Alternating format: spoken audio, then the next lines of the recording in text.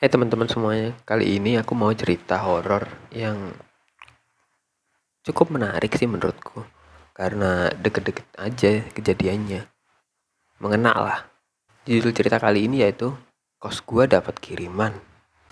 Kejadian ini barusan aja kok terjadinya. Bulan Januari 2019 di kos di dekat Universitas Brawijaya di Malang. Nama kosannya dibuat anonimus aja ya, biar nggak heboh. Nah, kejadian hari ini tuh terjadi di hari Sabtu. Ya namanya anak kosan hari Sabtu Minggu tuh pasti jalan-jalan. Nah, di kos ini kalau hari Sabtu tuh biasanya nggak ada penghuninya alias kosong. Orang-orang pada keluar lah.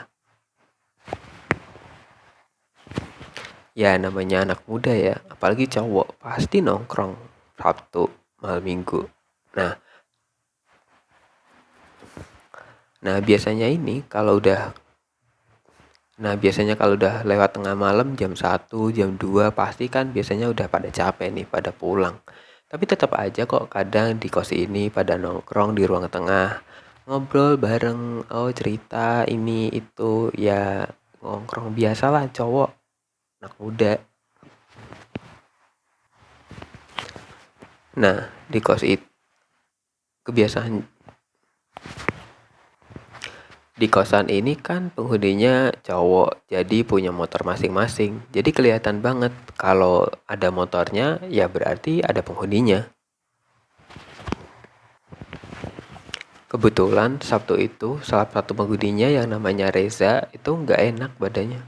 Jadi ya namanya orang sakit ya tiduran di kos. Ya kira-kira sore lah, setengah 6, mau maghrib gitu. Reza tuh jadi katanya lapar. Nah dia jadi ke dapur. Pengennya sih dia mau bikin mie biar buat makan. Namun juga lapar, anak kos sakit lagi. Reza yang dari siang gak makan menuju ke kos. Reza yang dari siang gak makan menuju dapur, terus mulai bikin mie. Ya di kos ini pemiliknya cukup baik. Kadang kalau ada makanan ditaruh di kos, di dapur kos. Kadang juga kalau bahan makanan kadang juga bahkan bahan makanan disediain di dapur kos biar anak-anak kos kalau kebutuh atau butuh banget gak punya uang mereka bisa makan tetap. Nah, di sini ada gambar nih. Nah, gambar ini tuh denah kos di mana Reza. Nah, ini nah ada Nah, jadi ini aku liatin gambar nih. Nah, di sini itu gambar denah kosnya. Jadi kamar si Reza itu ada di nomor 2 dan di tengah itu tempat parkiran buat motor-motor penghuni kos.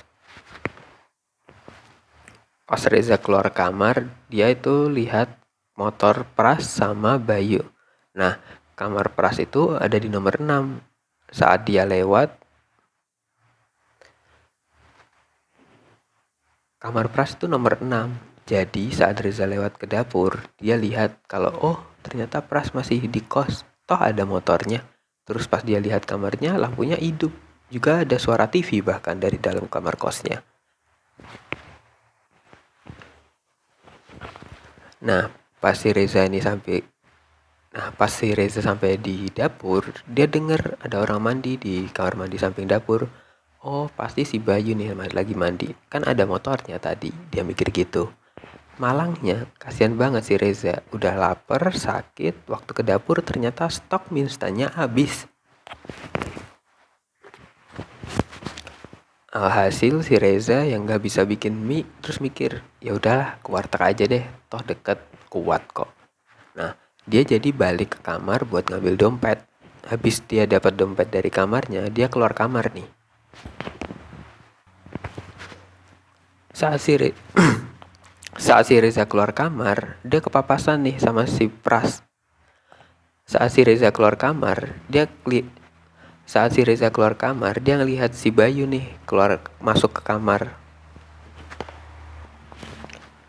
Saat si Reza keluar kamar, dia ngelihat si Bayu mau masuk kamar selesai mandi. Nah, kamar Bayu ini nomor 11 dan mereka berbincang seperti berikut. Bay, kamu gak pergi nih? Aku pergi. Bay, kamu gak pergi nih? Aku perginya habis maghrib aja deh. mau ketemu temanku.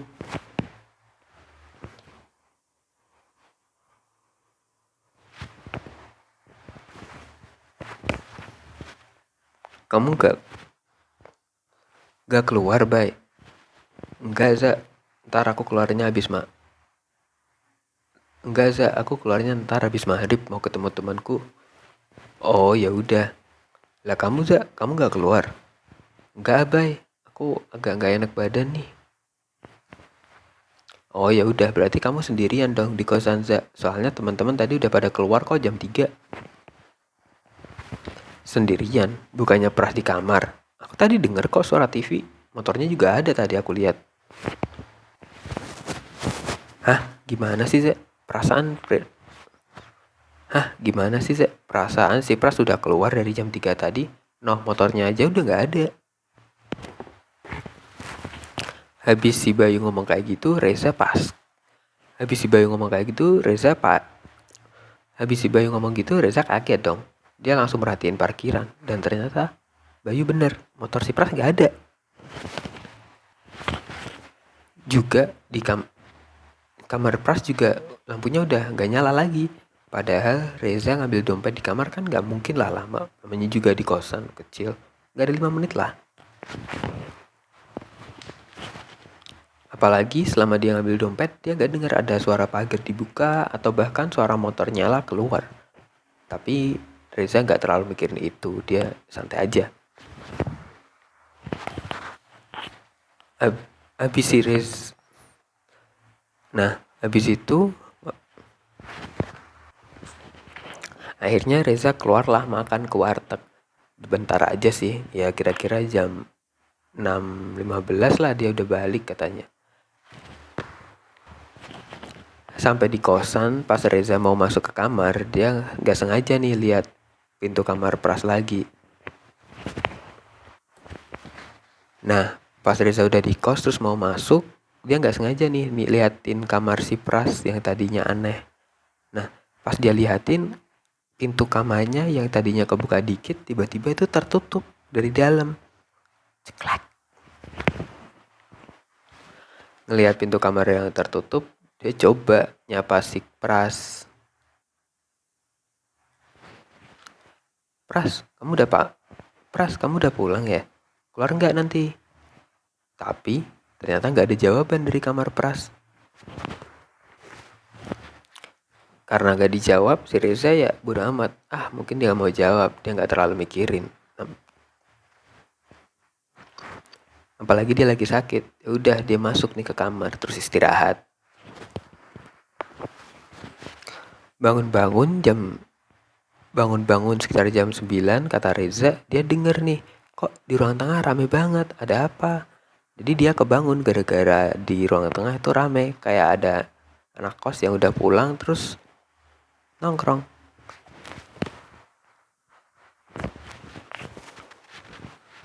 Ya dia mikir anak-anak kosannya udah balik semua, tapi kok tumben baru jam 9 loh. Kok ruang tengah udah rame, banyak anak-anak udah pulang. Malam minggu loh padahal, baru jam 9. Ya masih sore lah. Ya karena Reza anaknya. Ya Reza sih anaknya gak. Ya si Reza karena ngerasa aneh juga ya. Biasanya kan di kosan jam 1 atau jam setengah 2 baru pada pulang dan baru rame. Ini kok jam 9 udah rame. Ya Reza coba aja buat nyapa. Nah, masalahnya mulai dari di sini. Waktu Reza mau buka kamar, tiba-tiba suara yang rame banget tadi ada anak-anak kos. Tiba-tiba hilang, jadi senyap. Suaranya tinggal jadi suara gelap malam. Sepi. Reza yang tadinya mau ngambil minum, Reza pun kebingungan. Reza aja jadi kebingungan, bahkan lampu ruang tengah aja mati. Padahal dia tadi kelihatan dikit ruang. Padahal tadi dia bisa ngelihat cahaya dari pintunya dan ngerasa kalau di luar itu rame banget. Tapi sekarang gak ada suara, bahkan lampu mati. Dia kebingungan lah. Gak berhenti di situ, pas Reza lagi bingung kayak gini, dari arah dapur yang sama gelapnya banyak banget suara benda yang dibanting. Panci jatuh, gelas jatuh, piring bergelontangan, sendok, dan lain-lain. Berisik banget, kayak ada orang yang lagi marah-marah. Reza kaget, terus dia teriak-teriak, "Woi, siapa di dapur? Woi, Pras! Woi, Pras!" Jadi dia manggil-manggil Pras karena dia ngelihat di ruang tengah. Jadi dia manggil-manggil Pras karena dia ngelihat ada motor Pras tuh di situ. Dan kamar si Pras juga kebuka walaupun lampunya mati. Setelah berkali-kali teriak dan gak ada jawaban dari Pras dan gak ada orang keluar dari kamar Pras, akhirnya Reza memberanikan diri. Dia pelan-pelan jalan ke arah dapur. Sampainya di dapur, dia nyalain nih lampu. Dan bukan hanya suaranya tadi udah. Gak hanya suaranya berhenti. Suaranya sih udah berhenti dari sebelum dia. Suara ribut tadi udah berhenti sih sebelum dia sampai di dapur. Tapi anehnya setelah dia hidupin lampu, dia lihat dapur sama sekali nggak ada bekas orang ngacak-acak atau marah-marah ngamuk di situ. Semuanya sama, normal. Namanya udah banyak banget hal-hal aneh, Reza takut pasti banget. Dia coba nih balik ke kamar. Tapi waktu dia ngeliatin kamar Pras, dia ngeliat sesuatu yang bahkan nambah ngerinya dia. Dia ngeliat nih ada kayak sesosok mata ngeliatin dia dari kegelapan kamar Pras. Pas Reza perhatiin nih mata tersebut, tiba-tiba kamarnya dibanting pintunya. Takut dia lari, langsung masuk kamar, kunci, tutup. Reza langsung takut masuk kamar, tutup, kunci dah udah. Takut lah ya dia sendirian di kos ngeliatin dan ngerasain sesuatu yang kayak gitu. Dia langsung pegang HP, teleponin nih anak-anak kos, nyari orang yang bisa dia ceritain atau mintain tolong. Usahanya gak berbuah hasil, gak ada yang mau ngejawab. Dan ngerinya lagi, waktu dia mulai nelpon orang dan dia tutup. Dan ngerinya lagi waktu dia mulai nelponin orang-orang, suara ramai yang tadi dia dengar waktu di dalam kamar balik lagi. Ruang tengah serasa banyak orang lagi, banyak ngobrol, nongkrong. Dan sekarang suara orang ngamuk dari dapur, banting-banting barang-barang juga terdengar bebarengan. Reza, kejadiannya malah nambah. Dia sekarang malah ngelihat ada bayangan kaki orang seliwar-seliwar di depan kamarnya. Juga dia dengar dekat kaki.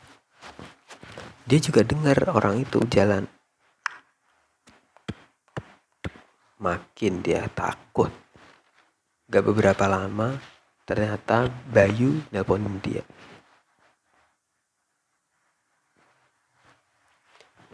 Dia juga dengar suara langkah kakinya. Reza makin ketakutan dan dia gak bakal berani keluar kamar.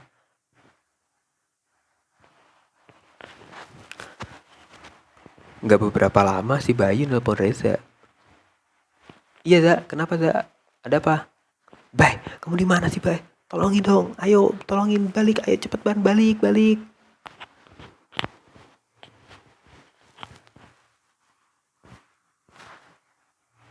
Takut nih gue diteror di sini." Diteror siapa Za? "Kamu di kosan bukan?" "Iya Bay, cepetan balik, gue diteror."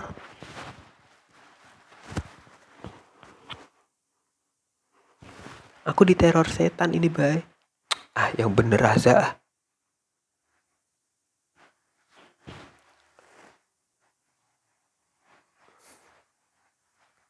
"Aku lagi bareng Pras kok sama Reza."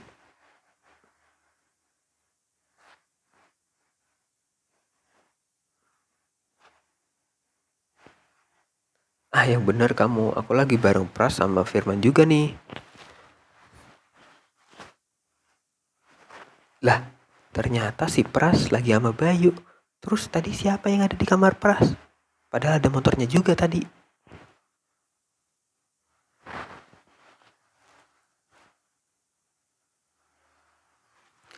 Kasih tahu anak-anak lain, Bay, tolong. Ini makin rame nih di sini. Ada orang yang bolak-balik depan kamar gua lagi.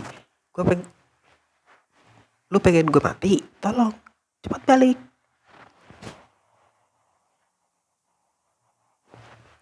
Dapur juga rame banget kayak ada orang ngamuk-ngamuk. Tolongin, woi, cepet balik, tolong. Ya ampun, ya ampun. Oh iya, Za, gue balik. Bentar ya. Oh iya, Za. Bentaran gue balik nih sama teman-teman yang lain.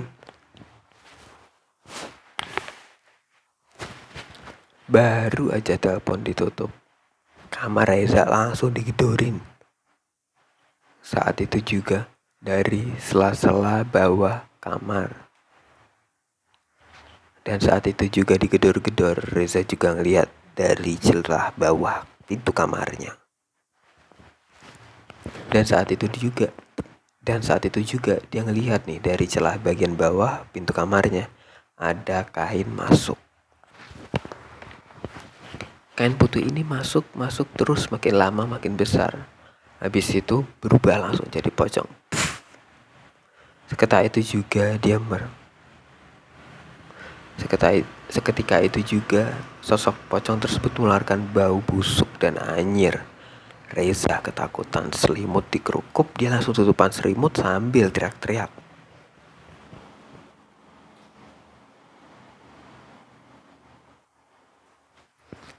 Semakin ditutup,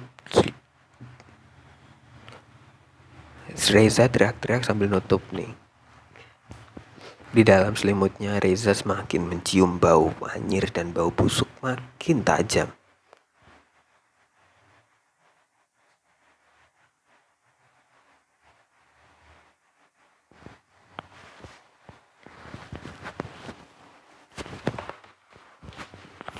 Suara yang tadinya terasa di luar bahkan pindah ke dalam. Jadi kamar Reza kerasa kayak bising banget. Kayak dia itu lagi di luar kamar tengah, terus ada yang orang ngobrol-ngobrol, dan yang ngamuk-ngamuk di dapur suaranya juga kayak denger banget. Bahkan suara yang tadi terdengar jauh kayak di ruangan depan, sekarang terdengar kayak di ruangan si Reza. Suara yang di dapur kencang orang ngamuk juga terdengar deket banget.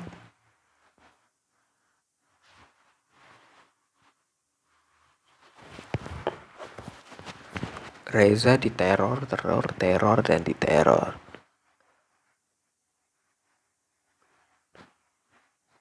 Dia nggak tahu berapa lama dia diteror. Cuman tiba-tiba dia denger nih suara kamarnya diketuk.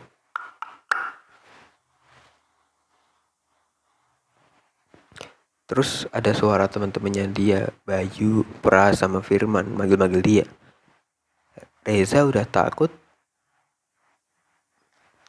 Reza ketakutan amat sangat.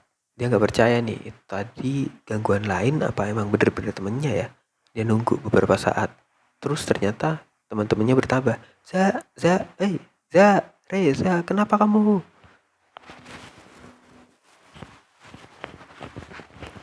Akhirnya Reza yang yakin kalau itu bener-bener temennya, dia keluar kamar.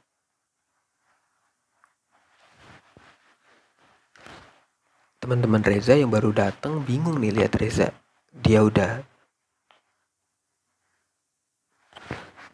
Teman-teman Reza yang baru datang ini, Pak. Teman-teman Reza yang baru datang dan lihat Reza keluar dari kamar, bingung. Reza badannya udah penuh keringat, wajahnya pucat kayak orang ketakutan, kayak ngelihat orang dibunuh di depan dia. Ketakutan banget.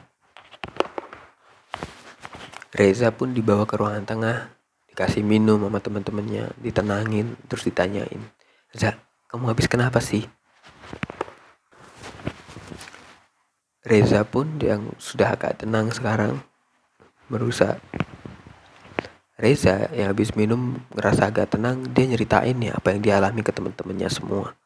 Setelah dengar cerita itu, anak-anak kos langsung nelponin bapak yang punya kos tersebut. Pemilik kos datang terus diceritain nih apa yang dialami si Reza. Habis denger kayak gitu, bapak kos malah bilang, ini pasti ada yang ngirimin lagi nih. Habis ngomong kayak gitu, bapak kos nyuruh anak-anak kos buat geledah. Habis ngomong kayak gitu, bapak kos nyuruh anak-anak buat nyari seisi kos kalau ada barang-barang yang aneh atau mencurigakan.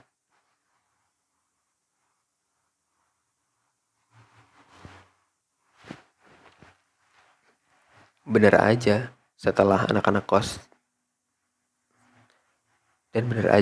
anak-anak kos nemuin kantong plastik hitam di salah satu jepitan di dapur.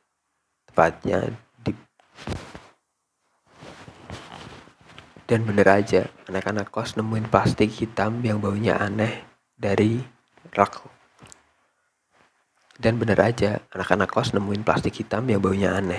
Anak-anak kos nemuin plastik tersebut terselip di salah satu. Anak-anak kos nemuin plastik tersebut nyelip nih di salah satu lemari dari rak piring di dapur. Dibawa ke ruang tengah, habis itu plastik dibawa ke ruang tengah terus dibuka. Ternyata isinya, kalian tahu? Ternyata isinya adalah kain lusuh kayak habis diambil dari kain kafan bekas gitu, kembang 7 rupa, melati, dan tanah merah.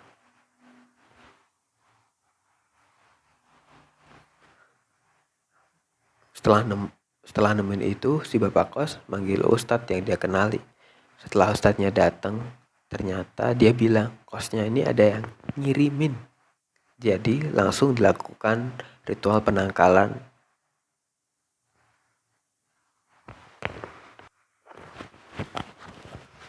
Saat ustadznya datang, ternyata ustadznya bilang kalau kosannya ini ada yang ngirimin. Jadi dia langsung ngelakuin ritual buat ngelakuin ritual penangkalan buat kos tersebut. Habis ritualnya selesai, si bapak kos cerita nih. Habis ngelakuin ritualnya selesai, si bapak kos cerita nih. Kalau ternyata beberapa tahun lalu ada kejadian yang hampir sama kayak gini.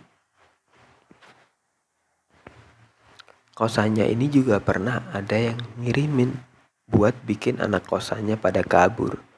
Terus sekarang dikirimin lagi. Untungnya gak ada korban.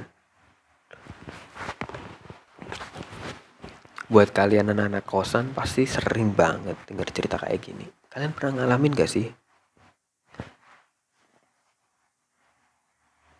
Kalian pernah denger gak sih cerita kayak gini? Atau mungkin kalian pernah ngalamin? Komen aja atau DM aku. Kalau kalian punya cerita-cerita yang horor, nakutin kayak gini.